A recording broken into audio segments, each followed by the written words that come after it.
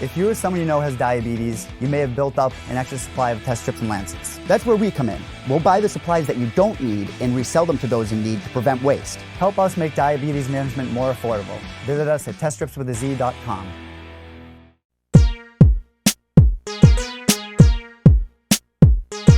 All right, we have Robert Hale back on the show. He returns to action February 8th at Lights Out Championship 7. He's going to take on Kenny Cross. All hail the Blue King, everybody. Welcome back, Robert. How are you, sir? How are you doing, Mike? What's going on? It's always a pleasure. It's always a pleasure. Absolutely. We last spoke after your win at LFA 71, and you said you had something big on the horizon. It turns out you got a main event spot for King of the Cage in November. You took on Cameron Neville. You got the win once again. You look great. Talk about that fight, that performance, and what you took away from it. The only thing I take away from that fight is that I was running a high fever it happened right during weigh-ins, and then it carried on to the fight. I had to fight through adversity because I wasn't really feeling my best. I wish I could have gave a better performance even while sick, but I'm still learning, still getting my killer instinct in, and soon enough I'm gonna get there and I'm gonna be able to let it all out, even sick or not. So I'm ready for the next, man. I'm ready for this February 8th bout. How bad was the fever and the sickness? Is it bad enough you almost had to pull out, or? No, never that.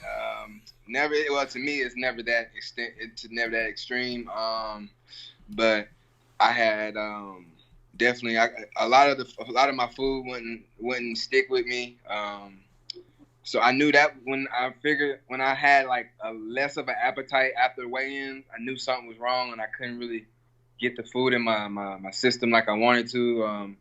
Luckily, my wife was there and she was basically telling me that just to keep my fluids in and nibble on things, and it got me through all the way through the fight. And then afterwards, I had to let it all out. So I threw up right after the fight. Like I said, I'm glad I didn't overdo anything. So I'm glad she was there and she helped me all the way through that.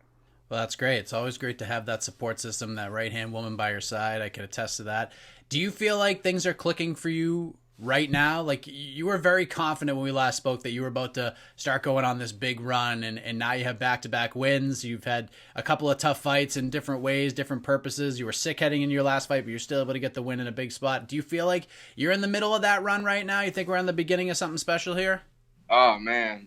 2020 is going to be a huge year for King Hale, man. Y'all are in for a treat. I cannot wait. Like, a lot of things have finally fallen in place. A lot of the things have aligned the correct way, and now y'all get to see the real King Hale, the one that I should have been showing y'all. But now it's coming in 2020, and I can't wait to show y'all. It's going to be exciting. 2020 is going to be a great year, man. So you're training full-time now. You're a full-time fighter. Is that accurate? Yes, that is 100% accurate. It happened. I had discussed with a lot of the people around me. Finally, we made it.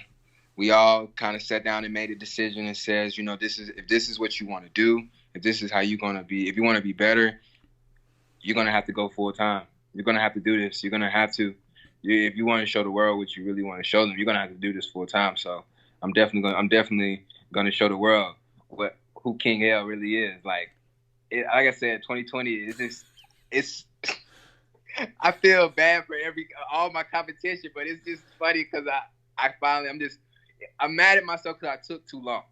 But now it's better doing it now than never. So I'm happy I'm doing it now. When did this decision get made? When did you start the full-time fighter role? I was actually a couple weeks ago. Honestly. Oh, that's that quick, huh? A couple of weeks ago, honestly. It was because honestly, I got push came to shove. Got laid off. When I got laid off, I was like, okay, you know what? Forget it. I'm just gonna do this for. I got a job. I mean, honestly, my day job was only just to basically just to put money in my pocket, just to keep money in the house. Honestly, my wife was like, go on and do it. She got me. She also understands, and I also got her too.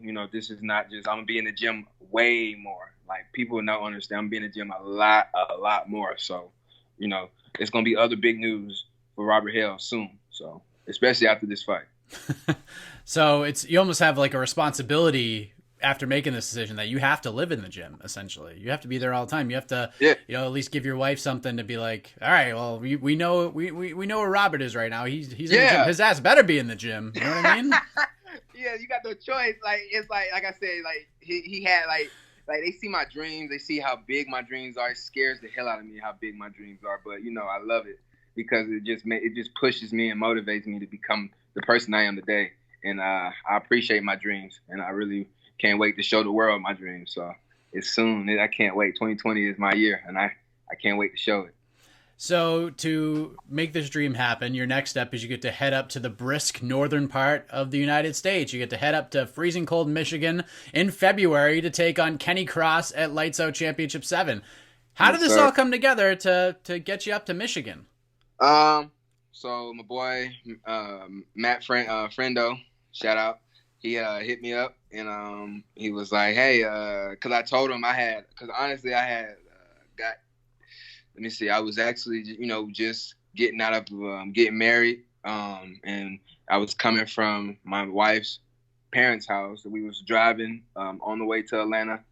I got a message on my Facebook saying, "Hey, you still taking some time off?" And I said, "Who you got for me?" And I kind of knew because I was begging for Kenny Cross. I've been wanting him. I've been waiting for this opportunity, and he finally was like, "I got Kenny Cross," and I was like, and then he even made the deal better and threw in a title shot. And the main event, I could fight Kenny Cross on the first part of the card, middle part of the card, end part of the card. It don't matter as long as it was Kenny Cross. So I got this, and he made it even better and made it a title fight. So I get to take some and bring some back home after the fight. Why Kenny Cross? Why all the excitement? Why did you want to fight him so badly?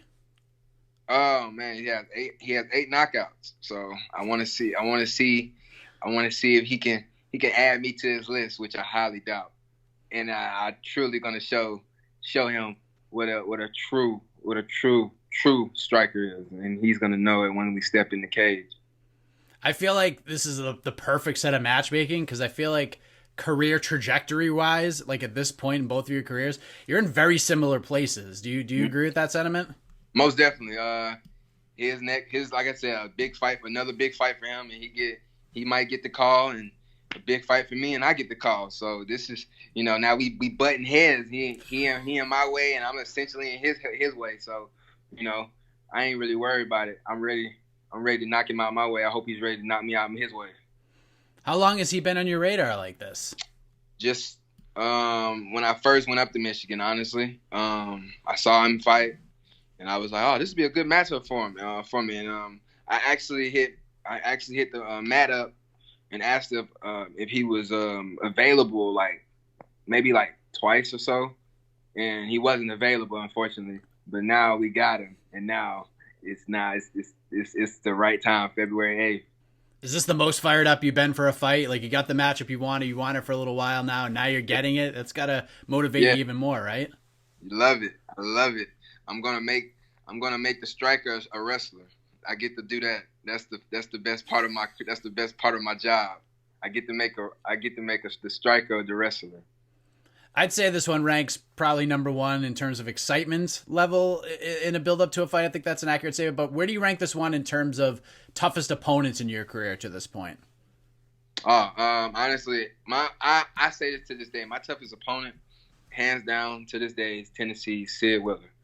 Nobody hit me as hard as he did. So, honestly, that after fighting him and after surviving him and getting that experience down in my books, and then going to PFL, honestly, and fighting Rosmadan Nurmagomedov. I fought him in PFL. I unfortunately didn't win that one, but I learned a valid lesson, and I carried that on through my whole career. And that out of those two opponents, like I feel like I can go through anybody, and I will show that in 2020. I'm gonna show the difference in skill levels February 8th. The thing about this crazy fight game, and it's one of the things I think we all love so much about it, is that you can go back and watch, your last fight or two fights, but this game evolves so quickly, you're likely going to be like a completely different fighter altogether on February 8th, right? Like, Yes. what do you think is going to be the biggest difference in your eyes from the fighter who just won a main event fight for King of the Cage a couple of months ago to the guy we're going to see in the cage in a little over 2 weeks' time, outside of the sickness, of course? You're gonna see a more accurate, more calm, more gun ho, ready, really explosive. I'm ready, ready to go at any time. I'm really anxious. I'm really anxious for this fight. Honestly, that's what's really. I'm really just making sure I don't overdo anything, like overtrain or over, because I'm really anxious and I'm just really ready, man. I love this. I love this game, and I'm really ready to show the world how much I really love this game. How do you see this all going down February 8th? Going into enemy territory, taking on one of Michigan's bright up-and-coming prospects. How do you spoil this party on February 8th? KO first round. Guaranteed. Mark my words. People look at my record and they say, oh, he doesn't have any knockouts. He has like two. I have like two knockouts. Honestly, I have two knockouts. People forget that I wasn't raised into this sport. I wasn't raised in the mixed martial arts. I'm slowly growing, almost like a little baby, taking baby steps. At first I'm crawling, and now I'm walking, and now once I got the hang of it, oh my gosh, 2020, I guarantee you see nothing but knockouts from King Hale. You're like Bill Murray and What About Bob right now. Little baby steps. Baby steps to the gym, baby steps to the car, baby steps to the fight. So obviously you have some very big plans in this new year. We're not overlooking February 8th, but what sorts of goals, aspirations, what sorts of things have you set yourself up for in 2020? What are we looking forward to? Definitely, honestly, to be in the UFC by the end of this year. Definitely looking in the next 6 months, honestly. Definitely getting better in all skills of the game, not just striking portion of the skills. That's my number one goal, is to get better in all portions, all skill portions, and not be one-dimensional. Work on becoming a better me. Without being a better me, I won't be a better me in the cage. So just working on that and just continue training hard and continue evolving. So if we're having this conversation January 21st, 2021, 1 year from right now, what are we talking about? I'm top 15 UFC. I like it. What do you think? Did you? I'm sure you watched on Saturday, Conor versus Cerrone. What'd you think of that? People loved, Conor didn't got everybody talking again. I mean, it's the normal. He got everybody talking about a shoulder strike, which has been in the game since boxing, but now all of a sudden he put it in MMA, and everybody knows Donald Cerrone starts slow. Conor even knew it, and that's where I'm in that. Everybody knows how Donald Cerrone starts, and it's not his fault. It's just everybody is different in the fight game. Some people, you got fast starters and slow starters. Who knows what would have happened if Donald would have survived the first round? Who knows? Man, yeah, that's interesting. But Conor just came out and overwhelmed him. I mean, I don't think anybody expected that. Yeah, and I could tell it's when Conor hit him with the shoulder, because in boxing they do it all the time when you clinch. You actually bounce them off. You're supposed to bounce them off with the shoulder and come with a combination. It wasn't meant for the whole trying to knock somebody's head off. You just use it. You use it for a bump and a combo. It's the bump does the exact same thing he did. It's just the push off and the throw combination. Just like when he pushed off, he just pushed off with the shoulder, and he pushed off on his nose, and that's where you see the broken nose, or when he busted Donald's nose up, because he actually pushed it to his nose. So it was good work. I liked it. It was impressive, but I hate that people are talking about this is something you should learn when it's been down boxing. It's been already passed down in boxing like generations. So I'm not really worried about it, honestly. Is the shoulder strike going to be the calf kick of 2020? Yes. You saw a couple guys do it successfully, and now you see everyone try to do it. I wish somebody would do it to me. It's gonna be a bad night. Oh man. It's gonna be a bad night. Well, we're excited to see if Kenny Cross has the gall to throw some shoulder strikes at your nose there, Robert Hale. February 8th, Lights Out Championship 7. This is a hell of a fight. No doubt about that. Appreciate the time, Robert, as always. Before we let you go, let the folks know where to find and follow you on the web, social media, any shout-outs, anything else you want to get off your chest. The floor is yours. All right, I got you. I want to first shout out to the promotion, Lights Out. I guarantee you, I'm coming with fire. I guarantee y'all that. Don't y'all worry about that. King Hale is coming with the fire. I want to shout out to, of course, my boy Daniel Levi, Best Fight Picks. Go out there and check him out. You can follow me on Instagram at blue_king_MMA. I may not post a lot, but I'm starting to get to it. You know, with all the free time, I can start posting a lot for y'all. I also want to shout out to my beautiful wife who always supports me and my family. This is it for us. This is it. You know, your little boy, mom and dad, your little boy about to be a superstar. I just want to let y'all know it's gonna go down. 2020, I'm about to soar. I'm about to show the world who I am. And I also want to thank you, Mike, for keep having me on your show. Of course, man. All the best to you on February 8th. And I hope to hear you on Half the Battle again down the road in 2020. Hope to see more Robert Hale on Half the Battle this year. Yes. I'm definitely going to work on that. Awesome, man. Thank you. All the best to you and appreciate the time as always. Yes, sir. Appreciate it, Mike.